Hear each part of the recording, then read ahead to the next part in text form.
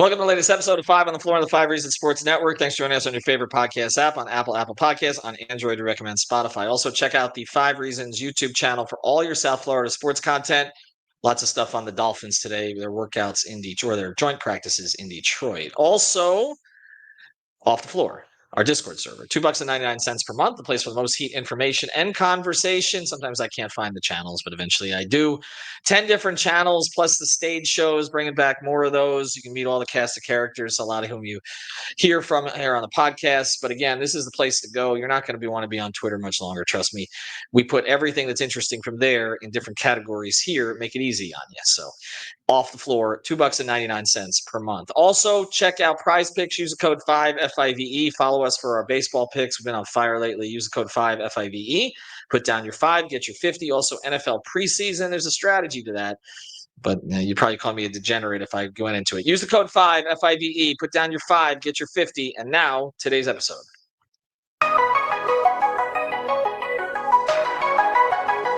Mercy. Luxurious Heat Nation.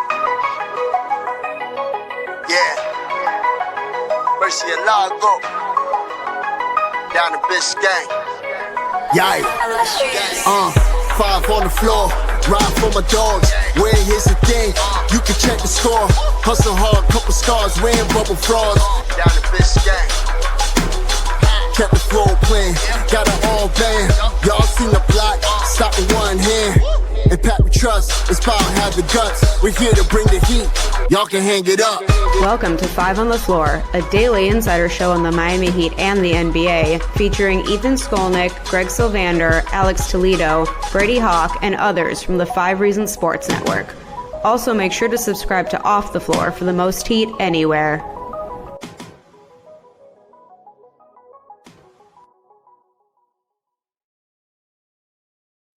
All right, welcome back to 5 on the Floor. Sorry, I was checking out the schedule here on the side. Here's today's floor plan. The NBA schedule is out finally. It was this trickle. They like to get the most out of this. They got all 85 of their streaming services have to get in on the action.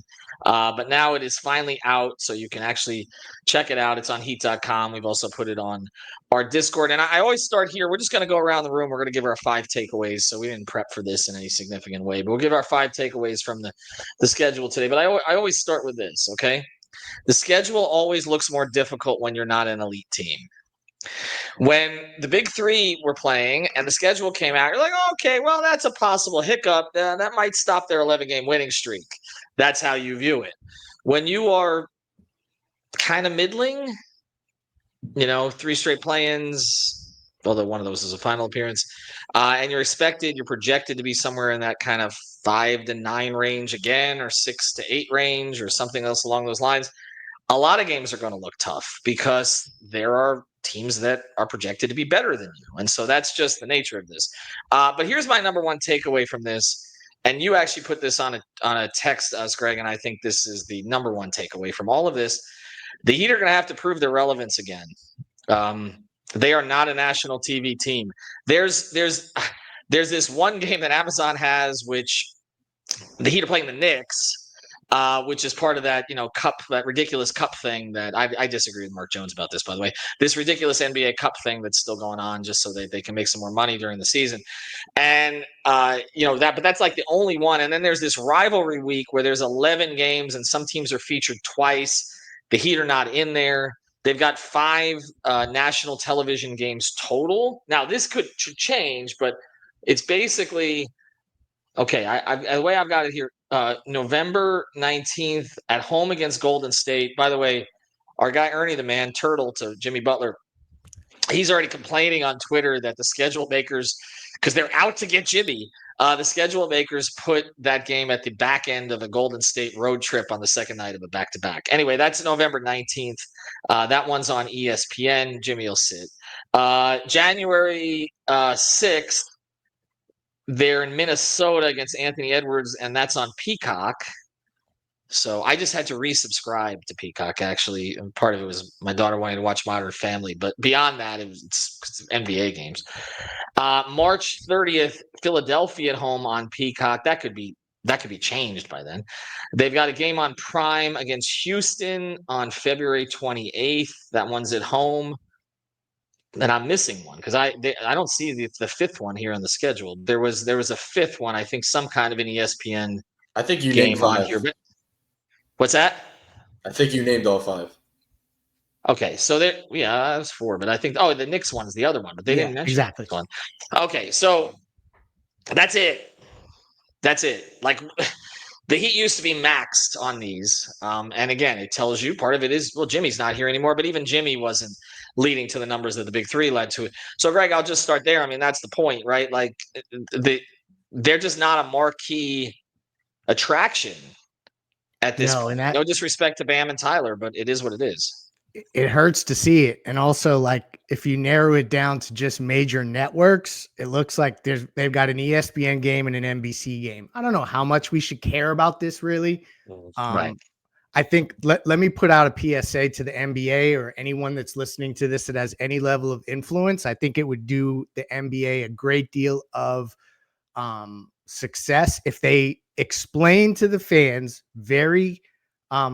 they have to be very articulate with how they explain it, where to find the games. Because now that I'm looking at this, to your point, all these different subscription networks and things like that you need to be signed up for. People are creatures of habit. So hopefully they get that across. Luckily, that's not going to mess with Miami's viewership. Can I jump in on that? Because that's a good point. And I think this is what's getting lost here, because I think sometimes the NBA thinks they're the NFL. So the NFL is doing this and they're putting stuff everywhere, right? But you're going to find the NFL game. Like, you are going to find it. If you are a fan of a team or you're going to a sports bar, obviously they're going to find all of them. You're going to ask them to put everything on. Like, that's just a different level here. The NBA does this stuff sometimes, and I think they shoot themselves in the foot because they're not the end. There's 82 of these. There's not 17 of these. And they're not king sport, even though it's my preferred sport to cover. And so I'm with you on this. Like, I think people are going to get in the habit of this with the NFL in September, and they're going to get annoyed by it, but they're going to do it. They're going to do it. Like, if the Chiefs are playing on this stream, Chiefs fans are going to find them for that week's games. I don't know that Clipper fans or any are going to find their team. I know there's the local broadcast too, but I think this is going to be problematic. Anyway, continue. So that was my first initial takeaway, is that just seeing the different networks, and I mean, I guess if you get used to it from the NFL, to your point, then maybe people will be more flexible. But I'm with you there. I think that that's going to be a challenge. The other thing for me is that I always like to look at the schedule, other than when the Heat come to Charlotte, so I get to go to those games, is how they start the season and what it looks like right before the trade deadline. So before the episode started, we looked up, the deadline is February 5th. So they play a host of road games. They go to Golden State, Sacramento, Portland, Utah, and Phoenix, and then they finish up against Orlando, Chicago twice, and Atlanta before the deadline. So I think that's an interesting point. And then I'm not going to belabor November, but it's a lot of road games. It's a tough start. So those are just the major takeaways. Brady, let's belabor November. Mm-hmm. It's ugly. Mm-hmm. It's ugly. It's ugly. I mean, it's not just the quality of teams; it's where they're playing them. Open in Orlando, we know that we expected that. It's always that. They go to Memphis, team that finished around the same level. They do 8th seed, but maybe more talent on that roster. Although they're going back the other direction a little bit too. They traded Bane. Then New York. Okay, then you get one projected lottery team in Charlotte. At San Antonio, they're improved. At the Lakers, at the Clippers, back to back, by the way. Finally, the NBA started doing that. They used to send, like 4 or 5 years ago, they started doing that. They used to send the Heat on 2 different trips to Los Angeles. They don't do that anymore. Lakers and Clippers back to back.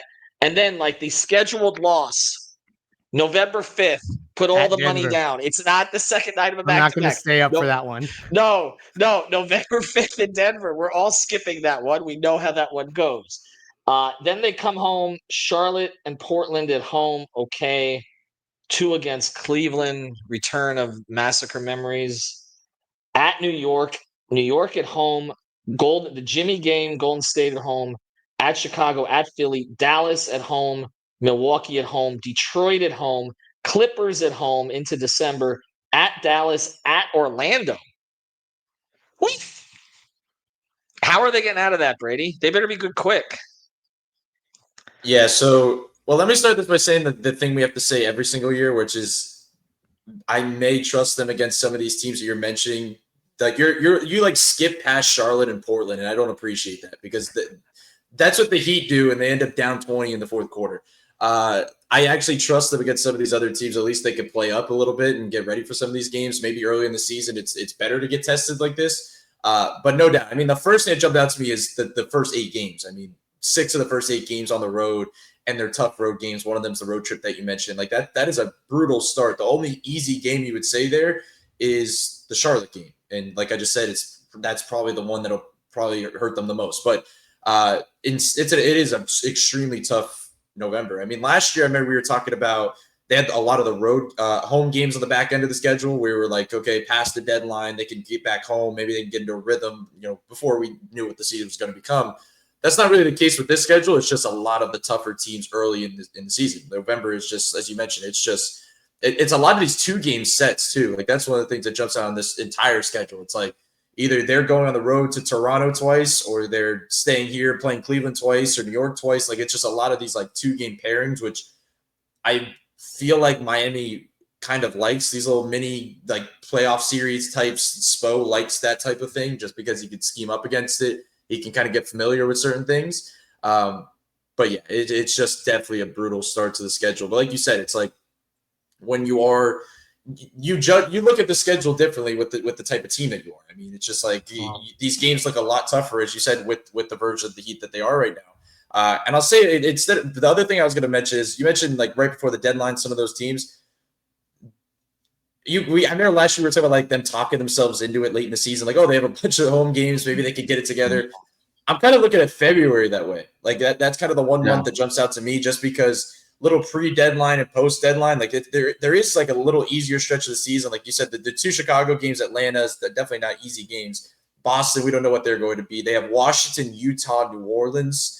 Then they get a couple tougher games in there. And then Brooklyn twice, Charlotte. Like there's some easier games they could kind of find a rhythm in February. That's kind of the one portion of the schedule that jumped out to me that could be easier. But like I said, there's no easy part of the schedule. Like I don't trust them against those type of teams anyway. So in all honesty, I think it probably is better to get tested early in the year with some better teams to see what version of this team is, to push some of these guys. Like I don't think this team has been around for so long. These guys have played with together for this long that it's not like Tyler dropping 40 or Bam having a 28-point game. It's not moving the needle for me on the season. It's about everything coming together. So maybe an early road trip in the season to kind of get the team together, get Powell into the mix. Let's see what Wiggins kind of looks like in this locker room for a longer period of time. Like maybe that's what they need. So maybe a tougher schedule to start the year isn't the worst thing. All right. On the other side is we're going to talk about like how this may affect decision making, because we talked about that last year. But I do want to mention one other segment of the schedule first. So January at Detroit. This is after back-to-back against, 2 games against Indiana and Denver. At Detroit, Minnesota at home, New Orleans at home, figures to be one of the weaker teams in the league this year. At Minnesota, at Chicago, at Indiana, at Oklahoma City. Okay, so you've got the sort of the Midwest, and then you get the defending champs at the end of it. Phoenix, Boston, OKC at home, and then the other West Coast swing. So you get Golden State, Sacramento, Portland, Utah, Phoenix. That's 3 right teams up to at the the back. deadline. Right up to that. Now, those 3 teams at the back. Now, those 4 teams at the back end, actually, and I don't know how good Golden State's going to be, honestly. There's so much age on that roster. It's really hard to tell. But then at Sacramento, at Portland, at Utah, at Phoenix, that could be one of those road trips where if you're playing well, you can surprise people and change the thinking here a little bit. Having those teams paired together, it's really the other West Coast swing, the one early in the season. I mean, at San Antonio, at Clippers, at San Antonio, at Lakers, at Clippers, at Denver. I mean, that's a lot. That's a lot. So on the other side of this, we'll talk about how this may affect their decision making as we go forward. We do want to mention, in terms of your decision making, if you've been feeling tight in your hips, stiff in your spine, your body's just out of alignment, listen up. The Align Training Method by Nanette is offering a free 30-minute virtual movement assessment. completely free. This isn't some generic workout plan. You get a personalized breakdown of your posture, hip function, and movement patterns so you can train smarter, avoid injury, and move better overall. It's great for anyone working through pain, coming back from injury, just looking to reset their body mechanics. So just head to thevaulttraining.online. That's thevaulttraining.online to book your session. This is where smarter movement begins. Okay, so let's get into the thinking of this. This is not a front office that is easily moved. We know that. They were, 11-30 famously in 16-17 season. And Andy was coming back to have a conversation with Pat off the road. They won 3 games and decided, screw it. We're going for it. And they went 30-11 and they missed the playoffs by 1 game. We know what happened last year, right? They're always going to push forward.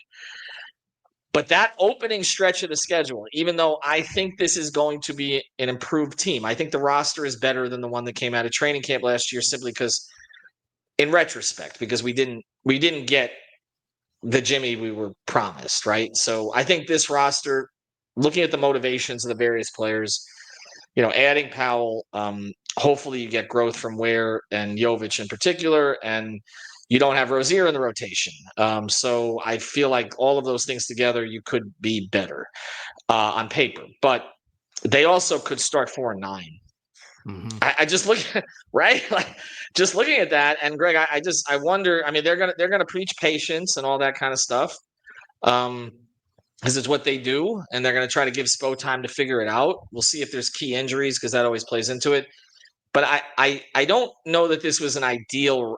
It just doesn't look ideal to me for what their circumstances are to have that level. Like I said, when you're not elite, every schedule is going to look tough. But to front load it with those kind of road games early in the year, I feel like there's going to be some games they're close but don't finish. And we're going to be talking about progress. And Spo's going to say, we see it behind the scenes. It's just not translating to court. Like, I feel like that's happening. If that happens, how does that affect direction? Well, I think, and I probably say this every year because there's a part of me that just believes it's good for anyone to get off to a good start. But I think like this group probably could use a shot in the arm confidence wise. I mean, just you think about the way the season ended last year, the Cleveland games, the sweet, like we have to just remember what that was like and the margin of defeat. I think that it is imperative that they kind of prove to themselves that they can get back to a better level of basketball than we saw them finish last year. And getting off to a bad start is tough. Also, when you talk about the road trip that you extended out even further, and I'm glad you did, because when you put in perspective that they go on a 5-game trip and then a 4-game trip in between January 6th and January 25th. So you're talking about like basically January, there's 2 long West Coast trips. That's before you really have to make a decision on, do you keep the guys that are on expiring deals, or do you sell them for whatever you can get? Or is it a situation where maybe there is a depressed asset elsewhere? I hate to use that term, like these aren't human beings, but a player that maybe is worn out their welcome elsewhere that you want to take a chance on. To me, it sets up for them to have a lot of, I guess if they get through that stretch and they feel good about this team, that's going to be a good sign for everyone. And so to me, it looks like a daunting stretch. And to your point, usually I would look at a schedule and have a little more confidence. And I don't know why this one is making it more. It looks like it sets up difficult for the Heat. I usually do not buy into a ton of that. They only have 3, as I'm looking through here, 3, maybe 4-game homestands all year. But then to Brady's point, sometimes those are the homestands they're supposed to win and they lose. So to me, I think the decision-making comes down to those West Coast games in January. Can they survive that? And if they can, then they may actually not be sellers at the deadline and may look to buy actually. Well, they've had homestands with elite teams. And I mean, the famous one is the Big 3 in 2010, 2011, which not only produced a 5-game losing streak, but also Crygate, if you recall. So, I mean, some of these long homestands have not been the best for them, and they've played better on the road at times over the past couple of years than they played at home, which goes to Brady's point that when we expect them to play well, sometimes they don't. I guess the overall point on the league, Brady, is this. There aren't that many really bad teams, and most of them are in the East. So, I mean, you're looking at what teams are we expecting to be like bad this year, like sub 30 wins. Utah, probably still, right? I think they're projected for like 13 wins or 14 wins in Vegas. New Orleans, depending on Zion's health, but obviously that seems like a step back. Portland was not awful last year. Like they got better, and they have. I mean, Drew's on the team now. They should be better than they were last year. I know we hate to say that, but it looks like it. That's pretty much it in the West. I mean, okay, and then in the East, right? So Washington is clear Some rebuild people mode. quietly like what Washington is doing, know. so you don't really know. I like what they're doing. I like what they're doing, but I think they're a year or two away from it Agreed. producing any. But they finally picked a direction that seems like a smart direction. But yes, I don't think they're going to be very good this year. Charlotte, right? There's talent on that roster, but They always okay, give the Heat fits at least once in a season. right. So that's something to watch for. But Brooklyn's yeah, another team. the East games are weird to me because I think that there's a lot of volatility between what Boston's going to look like, what Milwaukee's going to look like. Indiana, So Indiana too. Indiana too. That's a really good point that I actually hadn't considered. Chicago. Those are always tough games for Miami, no matter what. So yeah, it's interesting how the East is so up in the air. To get this team off to a good start would be huge, and just us flinching at the schedule, I guess, is not a great sign. Well, Brady, I mean, look, to me, the games, the swing games here are Chicago, Toronto, Boston, Indiana, Milwaukee, because of the garbage on the roster beyond Giannis. Like you catch a game against Milwaukee without Giannis, I mean, you'll be favored. It's those games to me in the East.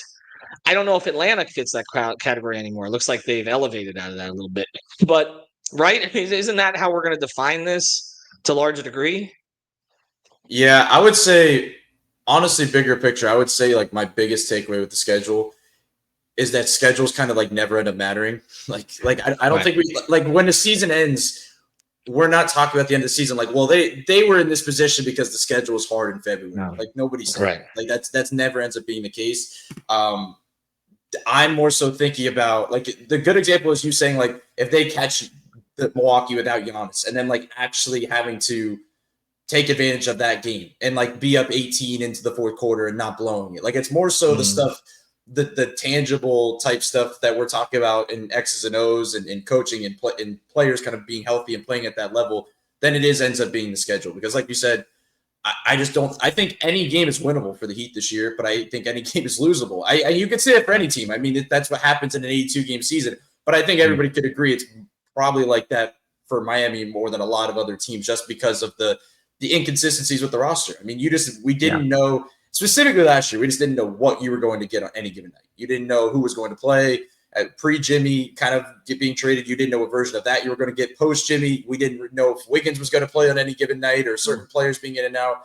It's the same thing for this season to me. It's just about them finding themselves consistently because I just don't think like the road games, as you mentioned that too, that's kind of my biggest thing. The road games don't scare them or me just because I trust them on the road, honestly. Like they've had so many issues, especially honestly, when they get caught at home for like a good portion of time. Like it's not like the games where they just got home off of like a road game and they play it quick. It's more so when they've been home for like 3 games in a row. Those are the ones that worry me. They get real comfortable. And it's just those are the games that I think kind of catch them a little bit. So yeah, it's just about finding, I think, a level of consistency with this roster because, like, the schedule, I mean, the schedule's always – they know what they have to play every year coming into this. We just needed a filler podcast here to talk about some stuff. Thank you. Okay, here. I was gonna say leads.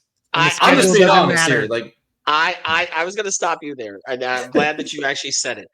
No, this doesn't mean a damn thing, okay? It never does. I say the same thing about the NFL schedule. You know who they're going to play before they play them. This is not any great revelation.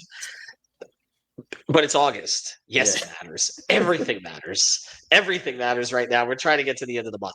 All right, Brady Hawk 305, Greg Sylvander. Now I got to write a story for Sports Illustrated about this.